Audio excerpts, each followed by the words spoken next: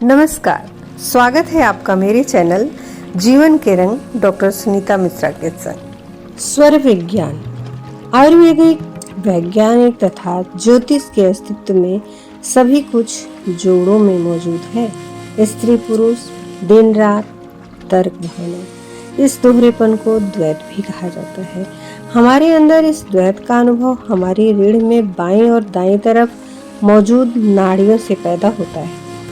आइए आज जानते हैं इन नाड़ियों के विषय में। अगर आप रीढ़ की शारीरिक बनावट के बारे में जानते हैं तो आप जानते होंगे कि रीढ़ के दोनों ओर दो छिद्र होते हैं जो वाहक नली की तरह होते हैं, जिनसे होकर सभी धमनियां गुजरती हैं। ये इड़ा और पिंगला यानी बाईं और दाहिनी नाड़ियां हैं। शरीर के ऊर्जा कोश में, जिसे प्राणमय कोश कहा जाता है, 72,000 नाड़ियां होती हैं। ये 72,000 नाड़ियां तीन मुख्य नाड़ियों बाईं, दाहिनी और मध्य यानी इड़ा, पिंगला और सुषुम्ना से निकलती हैं। नाड़ी का मतलब धमनी या नस नहीं है। नाड़ियां शरीर में उस मार्ग या माध्यम की तरह होती हैं जिनसे प्राण का संचार होता है। इन 72,000 नाड़ियों का कोई भौतिक रूप नहीं होता, यानी अगर आप शरीर को काट कर इन्हें देखने की कोशिश करें तो आप उन्हें खोज नहीं सकते। लेकिन जैसे जैसे आप अधिक सजग होते हैं, आप देख सकते हैं कि ऊर्जा की गति अनियमित नहीं है, वह तय रास्तों से गुजर रही है। प्राण या ऊर्जा 72,000 अलग अलग रास्तों से होकर गुजरती है। इड़ा और पिंगला जीवन की बुनियादी द्वैतता की प्रतीक है। इस द्वैत को हम परंपरागत रूप से शिव और शक्ति का नाम देते हैं, या आप इसे बस पुरुषोचित या स्त्रियोचित कह सकते हैं। या यह आपके दो पहलू लॉजिक या तर्क बुद्धि और इंट्यूशन या सहज ज्ञान हो सकते हैं। जीवन की रचना भी इसी के आधार पर होती है। इन दोनों गुणों के बिना जीवन ऐसा नहीं हो सकता जैसा वह अभी है। सृजन के पहले की अवस्था में सब कुछ मौलिक रूप में होता है। उस अवस्था में द्वैत नहीं होता, लेकिन जैसे ही सृजन होता है उसमें द्वैतता आ जाती है। पुरुषोचित और स्त्रियोचित का मतलब लिंग भेद से या फिर शारीरिक रूप से पुरुष या स्त्री होने से नहीं है, बल्कि प्रकृति में मौजूद कुछ खास गुणों से है। प्रकृति के कुछ गुणों को पुरुषोचित माना गया है और अन्य गुणों को स्त्रियोचित। आप भले ही पुरुष हों, लेकिन यदि आपकी इड़ा नाड़ी अधिक सक्रिय है तो आपके अंदर स्त्रियोचित गुण हावी हो सकते हैं। आप भले ही स्त्री हों, मगर यदि आपकी पिंगला अधिक सक्रिय है तो आप में पुरुषोचित गुण हावी हो सकते हैं। अगर आप इड़ा और पिंगला के बीच संतुलन बना पाते हैं तो दुनिया में आप प्रभावशाली हो सकते हैं। इससे आप जीवन के सभी पहलुओं को बहुत अच्छी तरह संभाल सकते हैं। अधिकतर लोग इड़ा और पिंगला में जीते और मरते हैं। मध्य स्थान सुषुम्ना निष्क्रिय बना रहता है, लेकिन सुषुम्ना मानव शरीर का सबसे महत्वपूर्ण पहलू है। जब ऊर्जा सुषुम्ना नाड़ी में प्रवेश करती है, जीवन असल में तभी शुरू होता है। मूल रूप से सुषुम्ना गुणहीन होती है, उसकी अपनी कोई विशेषता नहीं होती। वह एक तरह की शून्यता या खाली स्थान है। अगर शून्यता है तो आप अपनी मर्जी से कोई भी चीज बना सकते हैं। सुषुम्ना में ऊर्जा का प्रवेश होते ही आप में वैराग्य आ जाता है। राग का अर्थ होता है रंग, वैराग्य का अर्थ होता है रंगहीन, यानी आप पारदर्शी हो गए हैं। अगर आप पारदर्शी हो गए तो आपके पीछे लाल रंग होने पर भी आप लाल हो जाएंगे। अगर आपके पीछे नीला रंग होगा तो आप नीले हो जाएंगे। आप निष्पक्ष हो जाते हैं। आप जहाँ भी रहें आप वहीं का हिस्सा बन जाते हैं। लेकिन कोई चीज़ आपसे चिपकती नहीं। आप जीवन के सभी आयामों को खोजने का साहस सिर्फ तभी करते हैं जब आप वैराग्य की स्थिति में होते हैं। अभी आप चाहे काफी संतुलित हो, लेकिन अगर किसी वजह से बाहरी स्थिति अशांतिपूर्ण हो जाए तो उसकी प्रतिक्रिया में आप अशांत हो जाएंगे। क्यों? क्योंकि इड़ा और पिंगला का स्वभाव ही ऐसा होता है।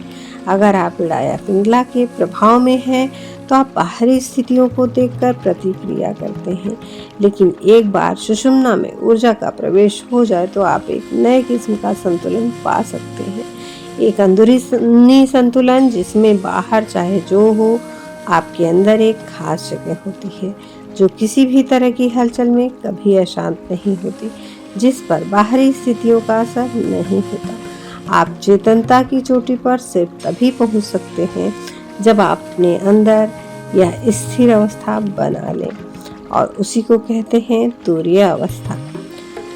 स्वर विज्ञान का अल्प ज्ञान हमें काफी दैनिक समस्याओं से बचा सकता है, और ज्यादा ज्ञान हो तो क्या ही कहने, और निरंतर अभ्यास हमें योगियों के स्तर तक ले जा सकता है। श्वसन प्रक्रिया हो सकता है हमारे लिए बिना प्रयास किए की जाने वाली एक सामान्य क्रिया है। शरीर की अधिकांश क्रियाओं के लिए हमें सायास प्रयास करने होते हैं। श्वास के प्रति हम सचेत हो या ना हो, हृदय की धड़कन की तरह श्वास भी निरंतर चलने वाली क्रिया है। श्वास के साथ हम प्राण वायु शरीर के भीतर लेते हैं। वैज्ञानिक दृष्टिकोण से श्वास के साथ आने वाली ऑक्सीजन हमारे फेफड़ों तक जाती है, और वहां पर रक्त कोशिकाएं उस ऑक्सीजन को लेकर हमारे विभिन्न अंगों तक पहुंचाती है। लेकिन श्वास का काम यहीं समाप्त नहीं हो जाता। योग में श्वास को एक अलग अंदाज में प्राण कहा गया है। श्वास लेने की विधि में व्यक्ति के स्वस्थ और निरोगी रहने का राज छुपा है। सही समय पर सही मात्रा में श्वास लेने वाला व्यक्ति रोग से बचा रहता है। योग की तरह ही ज्योतिष में भी श्वास के प्रकार, नासाग्र से निकलने वाली श्वास की शक्ति, इड़ा यानी बाई नासिका अथवा पिंगला यानी दाई नासिका का चलना अथवा दोनों का साथ चलना, सुषुम्ना को लेकर फलादेश भी बताए गए हैं।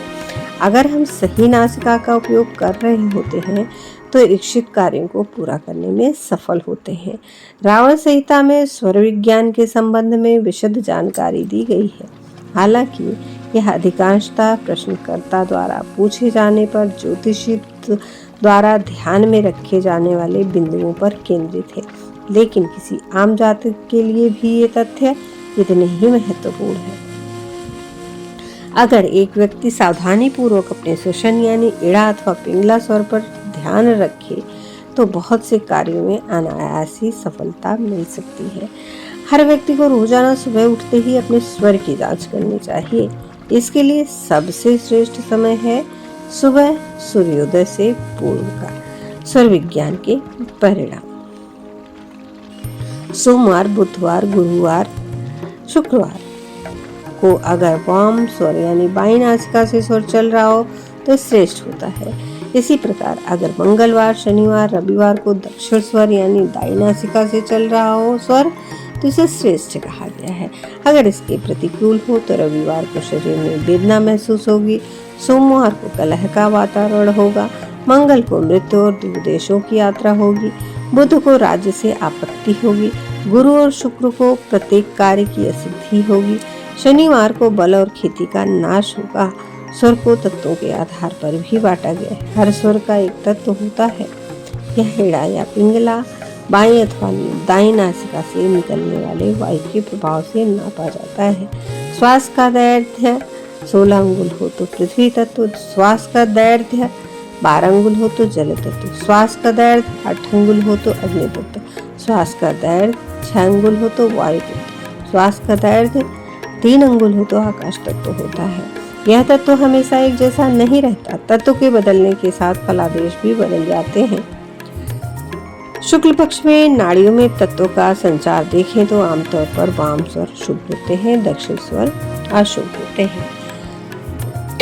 पृथ्वी तत्व वाले देखें तो महल में प्रवेश, अग्नि तत्व चले तो जल से भय, घाव, घर का दाह, वायु तत्व चले तो चोर भय, पलायन, हाथी घोड़े की सवारी, आकाश तत्व चले तो तंत्र मंत्र यंत्र का उपदेश, देव प्रतिष्ठा, व्याधि की उत्पत्ति, शरीर में निरंतर पीड़ा। अगर किसी भी समय में दोनों नाड़ियां एक साथ चलें तो योग में इसे उत्तम माना जाता है। लेकिन फल प्राप्ति के मामले में देखें तो फलों को समान फल कहा गया है, इसे बहुत उत्तम नहीं माना जाता। यात्रा के संबंध में कहा जाता है कि यात्रा के दौरान इड़ा नाड़ी का चलना शुभ है। लेकिन जहाँ पहुँचता है वहाँ पहुँचकर ऑफिस या स्थल में प्रवेश करते समय पिंगला नाड़ी चलनी चाहिए। तो अगली बार अगर आप घर से बाहर निकले तो जांच लें कि आपका कौन सा स्वर चल रहा है। इसी से आपको अनुमान हो जाएगा कि जिस कार्य के लिए आप निकल रहे हो पूरा होगा कि नहीं हो। स्वर विज्ञान एक बहुत ही आसान विद्या है। इसके अनुसार स्वरोदय नाक के छिद्र से ग्रहण किया जाने वाला श्वास जो वायु के रूप में होता है। श्वास ही जीव का प्राण है और इसी श्वास को स्वर कहा जाता है। स्वर के चलने की क्रिया को उदय होना मानकर स्वरोदय कहा गया है तथा विज्ञान जिसमें कुछ विधियां बताई गई हों और विषय के रहस्य को समझने का प्रयास हो उसे विज्ञान कहा जाता है। स्वरोदय विज्ञान एक आसान प्रणाली है जिसे प्रत्येक श्वास लेने वाला व्यक्ति जीव प्रयोग में ला सकता है। स्वरोदय अपने आप में पूर्ण विज्ञान है। इसके ज्ञान मात्र से ही व्यक्ति अनेक लाभों से लाभान्वित होने लगता है। इसका लाभ प्राप्त करने के लिए आपको कोई कठिन गणित साधना यंत्र जाप उपवास कठिन तपस्या की आवश्यकता नहीं होती। आपको केवल श्वास की गति और दिशा की स्थिति ज्ञात करने का अभ्यास मात्र करना है। यह विद्या इतनी सरल है कि अगर थोड़ी लगन एवं आस्था से इसका अध्ययन किया जाए तो जीवन पर्यंत इसके असंख्य लाभ से अभिभूत हुआ जा सकता है। तो कैसे करें? सूर्य चंद्र और सुषुम्ना स्वर। सर्वप्रथम हाथों द्वारा नाक के छिद्रों से बाहर निकलती हुई श्वास को महसूस करने का प्रयत्न कीजिए। देखिए कि कौन से छिद्र श्वास के बाहर निकल रहे हैं। स्वरोदय विज्ञान के अनुसार अगर श्वास दाहिने छिद्र से बाहर निकल रही है तो यह सूर्य स्वर होगा। इसके विपरीत यदि श्वास बाएं छिद्र से निकल रही है तो यह चंद्र स्वर होगा। एवं यदि दोनों छिद्रों से निश्वास निकलता महसूस करे तो यह सुषुम्ना स्वर कहलाएगा। श्वास के बाहर निकलने की उपयुक्त तीनों क्रियाएं ही स्वरोदय विज्ञान का आधार है। सूर्य स्वर पुरुष प्रधान है, इसका रंग काला है। यह शिव स्वरूप, इसके विपरीत चंद्र स्वर स्त्री प्रधान है एवं इसका रंग गोरा है। यह शक्ति अर्थात पार्वती का रूप है। इड़ा नाड़ी शरीर के बाईं तरफ स्थित है तथा पिंगला नाड़ी दाहिनी तरफ अर्थात इड़ा नाड़ी में चंद्र स्वर स्थित रहता है और पिंगला नाड़ी में सूर्य स्वर। सुषुम्ना मध्य में स्थित है अतः दोनों ओर श्वास निकले वह सुषुम्ना स्वर कहलाता है। स्वर पहचानने की बहुत सरल विधियां। शांत भाव से मन एकाग्र करके बैठ जाएं। अपने दाएं हाथ को नाक छिद्रों के पास ले जाएं। तर्जनी उंगली छिद्रों के नीचे रखकर श्वास बाहर फेंकिए। ऐसा करने से आपको किसी एक छिद्र से श्वास का अधिक स्पर्श होगा।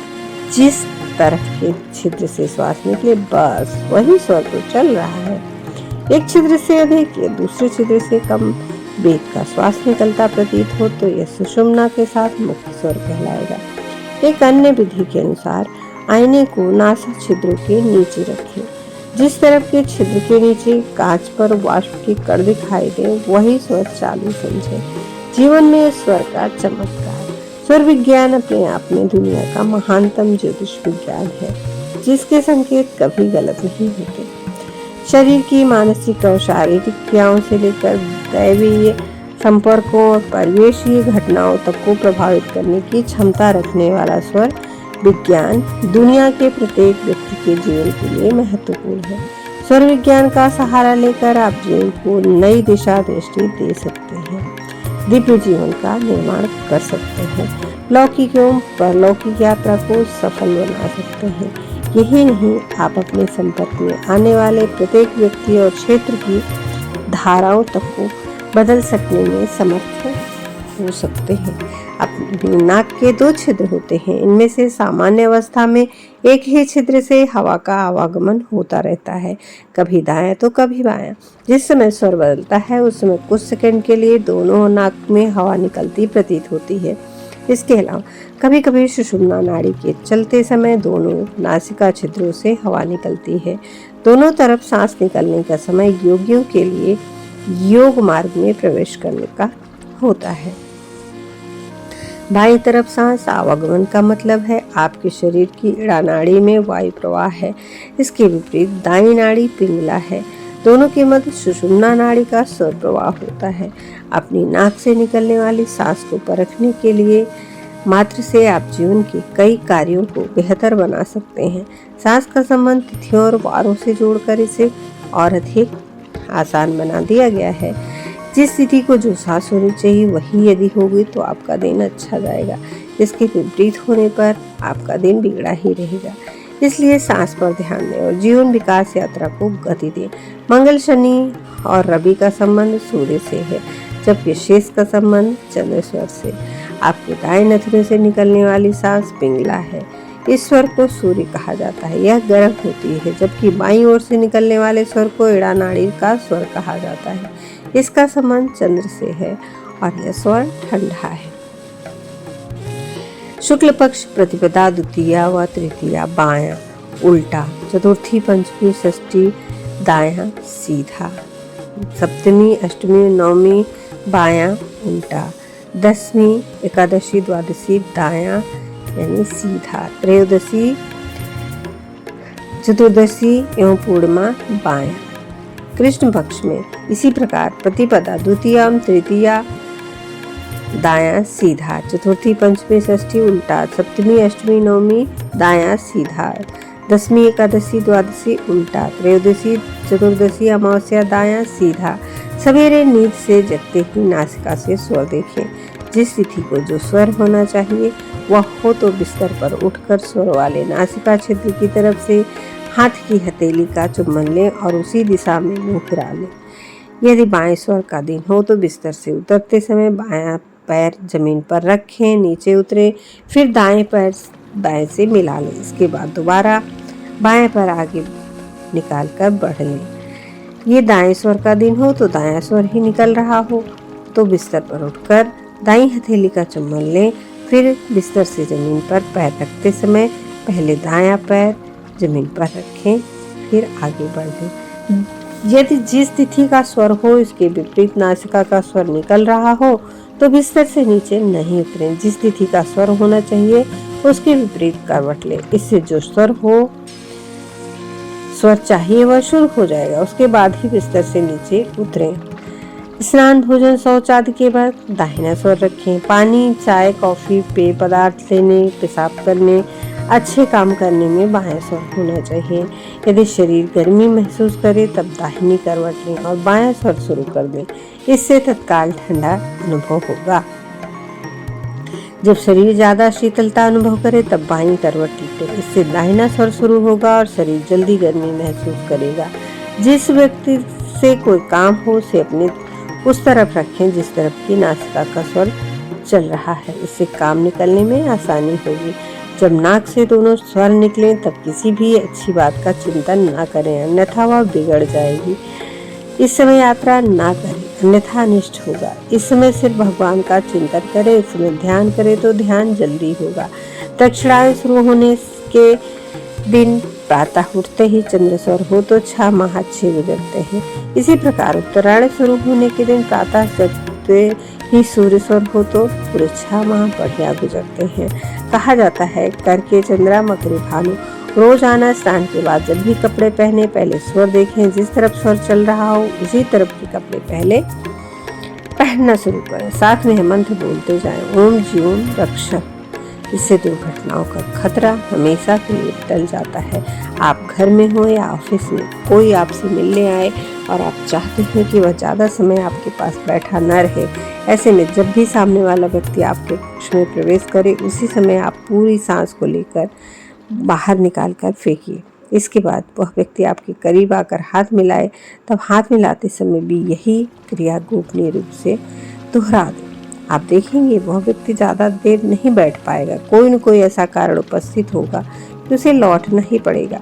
इसके विपरीत आप किसी को अपने पास ज़्यादा देर बैठाना चाहते हैं तो कक्ष प्रवेश अथवा हाथ मिलाने की क्रियाओं के वक्त सांस को अंदर खींचें। आपकी इच्छा होगी तभी वह व्यक्ति लौट पाएगा। कई बार ऐसे अवसर आते हैं जब कार्य अत्यंत आवश्यक होता है लेकिन स्वर विपरीत चल रहा होता है। ऐसे समय में स्वर की प्रतीक्षा करने पर उत्तम अवसर हाथों से निकल जाता है। अतः स्वर परिवर्तन के द्वारा अपने अभीष्ट की सिद्धि के लिए प्रस्थान करना चाहिए या कार्य प्रारंभ करना चाहिए। स्वर विज्ञान का सम्यक ज्ञान आपको सदैव अनुकूल परिणाम दे सकता है। ग्रहों को देखे बिना स्वर विज्ञान के ज्ञान से अनेक समस्याओं, बाधाओं, शुभ परिणामों का बोध इन नाड़ियों से होने लगता है, जिससे अशुभ का निराकरण भी आसानी से किया जा सकता है। चंद्रमा एवं सूर्य की रश्मियों का प्रभाव स्वरों पर पड़ता है। चंद्रमा का गुण शीतल एवं सूर्य का उष्ण होता है। शीतलता से स्थिरता, गंभीरता, विवेकता गुण उत्पन्न होते हैं। उष्णता से तेज, शौर्य, चंचलता, उत्साह, क्रियाशीलता, बल आदि गुण पैदा होते हैं। किसी भी काम का अंतिम परिणाम उसके आरंभ पर निर्भर करता है। शरीर एवं मन की स्थिति, चंद्रमा या सूर्य अन्य ग्रहों एवं नाड़ियों को भली भांति पहचान कर यदि काम शुरू करे तो परिणाम अनुकूल निकलेंगे। स्वर वैज्ञानिकों ने निष्कर्ष निकाला है कि विवेकपूर्ण और स्थायी कार्य स्वर चंद्र स्वर में किए जाने चाहिए, जैसे विवाह, दान, मंदिर, जलाशय निर्माण, नया वस्त्र धारण करना, घर बनाना, आभूषण खरीदना, शांति अनुष्ठान, कर्म, व्यापार, बीज बोना, दूर प्रदेशों की यात्रा, विद्यारंभ, धर्म यज्ञ, दीक्षा, मंत्र, योग क्रिया आदि ऐसे कार्य हैं जिनमें अधिक गांभीर्य, बुद्धिमत्ता की आवश्यकता होती है। इसलिए चंद्र स्वर के चलते इन कार्यों का आरंभ शुभ परिणामदायक होता है। उत्तेजना, आवेश और जोश के समय जो कार्य ठीक होते हैं उनमें सूर्य स्वर उत्तम कहा जाता है। दाहिने नथुने से श्वास ठीक आ रही हो तो अर्थात सूर्य स्वर चल रहा हो तो परिणाम अनुकूल मिलने की संभावना होती है। कुछ समय के लिए दोनों नाड़ियां चलती हैं, अतः प्रायः शरीर संध्या अवस्था में होता है। इस समय पारलौकिक भावनाएं जागृत होती हैं। संसार की ओर से विरक्ति, उदासीनता, रुचि होने लगती है। इस समय परमार्थ चिंतन, ईश्वर आराधना आदि की जाए तो सफलता मिलती है। यह काल सुषुम्ना नाड़ी का होता है। इसमें मानसिक विकार तब जाते हैं, आत्मिक भाव उदय होता है। अन्य उपाय, यदि किसी क्रोधी के पास जाना है तो जो स्वर नहीं चल रहा है उस पैर को आगे बढ़ाकर प्रस्थान करें तथा आचलित स्वर की ओर उस पुरुष या महिला को लेकर बातचीत करनी चाहिए। ऐसा करने से व्यक्ति के क्रोध को आपका अविचलित स्वर शांत भंग बना देगा, मनोरथ की सिद्धि होगी। गुरु, मित्र, अधिकारी, राजा, मंत्री आदि से वाम स्वर से वार्ता करनी चाहिए। कई बार ऐसे अवसर आते हैं जब कार्य अत्यंत आवश्यक होता है लेकिन स्वर विपरीत चल रहा होता है। ऐसे समय स्वर बदलने का प्रयास होना चाहिए। स्वर को परिवर्तित कर अपने अनुकूल करने के लिए कुछ उपाय कर लेने चाहिए। जिस नथुने से श्वास नहीं आ रही है उससे दूसरे नथुने को दबाकर पहले नथुने से श्वास निकालें। इस तरह कुछ ही देर में स्वर परिवर्तन हो जाएगा। घी खाने से वाम स्वर और शहद खाने से दक्षिण स्वर चलना प्रारंभ हो जाता है। अतः स्वर विज्ञान को जानें और इसका लाभ उठाएं। जीवन के रंग में आपको मिलेंगी बहुत ही बेहतरीन video, life style, motivation, health से रिलेटेड। अगर आप अभी तक आपने जीवन के रंग को सब्सक्राइब नहीं किया है तो सब्सक्राइब कर लें और साथ ही बेल आइकन प्रेस कर दें, बेल को ऑल पर कर दें और आपको जिससे नोटिफिकेशन मिलती रहे। और अपने दोस्तों, मित्रों, रिश्तेदारों से भी सब्सक्राइब करवाएं, शेयर करें, वीडियो को लाइक करें, ज़्यादा से ज़्यादा शेयर करें और अपने बहुमूल्य सुझाव कमेंट बॉक्स पे अवश्य दें। वीडियो को पूरी देखें। धन्यवाद। नमस्कार।